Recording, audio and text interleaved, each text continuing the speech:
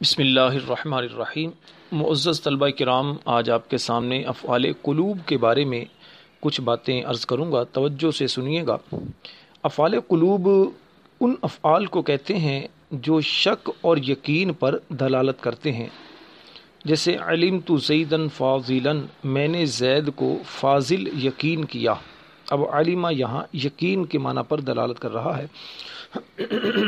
افعال قلوب کی تعداد یہ 7 ہیں: علمت، رأیت، وجدت، ظننت، حسبت، خلت اور زعمت۔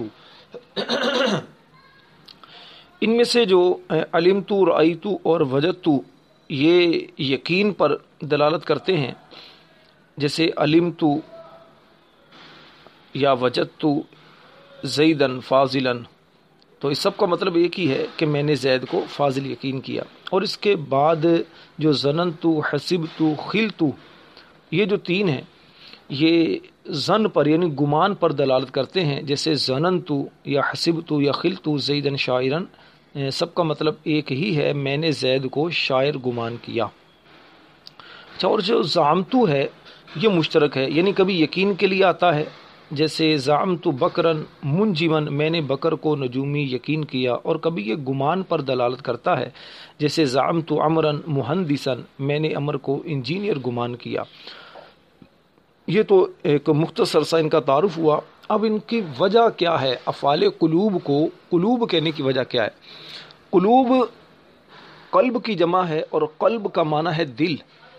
یہ جو افعال ہیں یہ یقین اور گمان پر دلالت کرتے ہیں۔ ان کے معنی، ان میں یقین اور گمان کا یعنی یقین اور ظن کا معنی پایا جاتا ہے، اور یقین اور ظن کا تعلق چونکہ دل سے ہوتا ہے، دل کو عربی میں قلب کی جمع قلوب، تو اسی وجہ سے ان کو افعال قلوب کہتے ہیں کہ یہ افعال یقین اور ظن پر دلالت کرتے ہیں جس کا تعلق دل سے ہے۔ اور انہیں افعال شک و یقین بھی کہتے ہیں، کیونکہ ان میں سے بعض افعال شک یعنی گمان اور بعض افعال یقین پر دلالت کرتے ہیں۔ یہ 2 وجوہات اس کی ہیں۔ افعال قلوب کا عمل کیا ہے؟ افعال قلوب جملہ اسمیہ پر داخل ہوتے ہیں، اور اس کے دونوں اجزاء یعنی مبتدا اور خبر کو مفعول ہونے کی وجہ سے نصب دیتے ہیں۔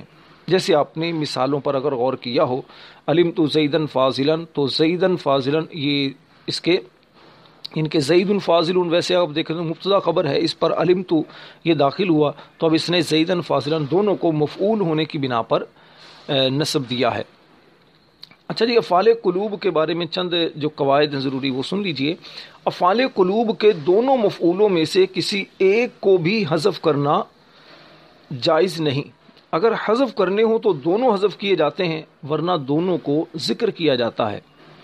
دوسری بات یہ ہے کہ بعض صورتوں میں افعال قلوب کا عمل لفظاً اور معناً دونوں طرح باطل ہو جاتا ہے۔ لفظاً اور معناً کا مطلب کیا ہے؟ لفظاً اور معناً کا مطلب یہ ہوتا ہے کہ لفظاً یعنی ہمیں لفظوں میں نظر آئے، اس کا جو عمل ہے کہ یہ نصب دیتے ہیں یہ ہمیں نظر آئے، اور معنوی کا مطلب یہ ہوتا ہے کہ یہ اس کو ہم مفعول آپ بناتے ہیں جو، تو وہ مفعول بنے۔ اچھا جی، لفظاً اور معناً دونوں طرح جب افعال قلوب کا عمل باطل ہو تو اسے کہتے ہیں الغاء، اور بعض صورتوں میں لفظاً عمل باطل ہوتا ہے لیکن معناً عمل باطل نہیں ہوتا، اسے تعلیق کہتے ہیں۔ اس کی تفصیل کچھ یوں ہے کہ 2 صورتوں میں افعال قلوب کا عمل لفظاً اور معناً دونوں طرح باطل ہوتا ہے۔ پہلی صورت تو یہ ہے کہ جب افعال قلوب مبتدا اور خبر کے بعد آئیں، جیسے زید عالم علمت، اب زید عالم مبتدا خبر یہ پہلے آ گئے، علمت اس کے بعد آیا، مؤخر آیا، تو اب اس کا عمل اب دیکھیے کہ نہیں ہو رہا۔ دوسری صورت یہ ہے کہ جب یہ افعال مبتدا اور خبر کے درمیان آ جائیں، جیسے زید علمت عالم، اب اس میں بھی غور کریں، زید مبتدا عالم خبر، اس کے درمیان میں علمت آیا اور اس کا عمل باطل ہوا۔ اس کا جو عمل ہے کہ یہ مبتدا خبر کو مفعول کے طور پر نصب دیتے ہیں وہ نہیں ہوا۔ اچھا جی، 3 صورتوں میں افعال قلوب کا عمل صرف لفظاً باطل ہوتا ہے، معناً نہیں۔ جب مبتدا اور خبر سے پہلے حرف نفی آ جائے، جیسے علمت ما زید عالم، اب زید عالم مبتدا خبر، اس سے پہلے ما حرف نفی آ گیا۔ دوسری صورت جب مبتدا خبر سے پہلے حرف استفہام آ جائے، جیسے ظننت ازید قائم، یا او بکر۔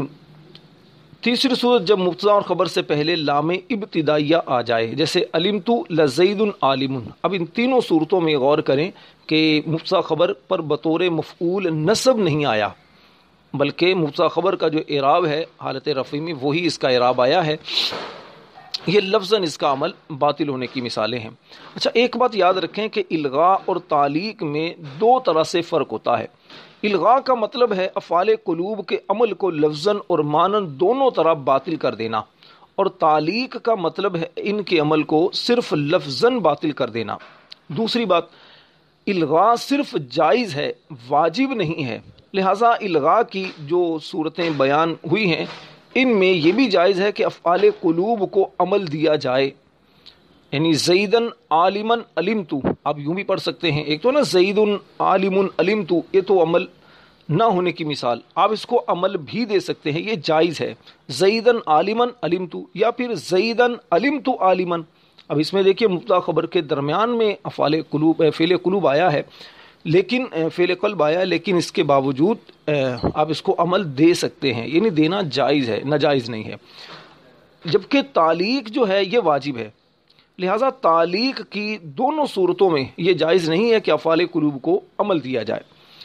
دوسری بات، ایک اور اہم بات یہ ذہن میں رکھیں کہ لفظاً اور معناً کا باطل ہونا تو ظاہر ہے، صرف لفظاً عمل کے باطل ہونے کا مطلب یہ ہے کہ اس صورت میں مبتدا اور خبر معناً منصوب ہوں گے، معناً منصوب ہوں گے، لیکن لفظوں میں نظر نہیں آئیں گے، نصب ان کی نظر نہیں آئے گی، لہذا نصب جو ہے دونوں جزوں پر نصب کے ساتھ ایک اور جملہ اسمیہ کا اس پر عطف کرنا یہ جائز ہوگا، جیسے علمت لزید قائم و بکرا قاعدا، علمت لزید قائم۔ ابھی دیکھیے علمت یہ فعل قلب ہے، افعال قلوب میں سے ہے، لزید قائم یہ جملہ اسمیہ، ان مبتدا خبر اس سے پہلے لام ابتدائیہ آیا، تو اب یہ اس کا لفظاً عمل باطل نظر نہیں آ رہا ہمیں، لیکن معنوی طور پر یہ منصوب ہے، اور اس پر ایک اور جملے کا عطف وبکرن قاعدن اس کا عطف کیا، تو اب اس پر آپ کو دیکھیے کہ لفظاً عمل بھی اس کا نظر آ رہا ہے، اس پر نصب آپ کو نظر آ رہی ہے۔ اچھا، ایک اور اہم اور آخری بات یہ یاد رکھیں کہ جب ظننتو یہ اتہمتو کے معنی میں ہو، یا علمتو عرفتو کے معنی میں ہو، یا رأیتو یہ ابصرتو کے معنی میں ہو، اور وجدتو اصبتو کے معنی میں ہو، تو یہ افعال جو ہوتے ہیں متعدی بیک مفعول ہوں گے، یعنی اب یہ ایک ہی مفعول کو چاہیں گے جب یہ ان معنی میں ہو، اور اس صورت میں یہ افعال قلوب میں سے نہیں ہوں گے، افعال قلوب بھی نہیں کہلائیں گے۔ جیسے ظننت زیدن کا معنی ہوگا میں نے زید پر وہم کیا، علمت زیدن میں نے زید کو پہچان لیا، رأیت زیدن میں نے زید کو دیکھ لیا، وجدت الضالۃ میں نے گمشدہ چیز کو پا لیا۔ اب یہ اپنی اصلی معنی پر ہیں، تو اس صورت میں افعال قلوب میں سے نہیں ہوں گے، افعال قلوب میں اسی صورت میں ہوں گے کہ جب کہ اس میں شک اور یقین کا معنی پایا جائے، تو پھر ایسی صورت میں ان کا جو عمل ہم نے پڑھا کہ مبتدا اور خبر کو مفعول کے طور پر یہ نصب دیں گے۔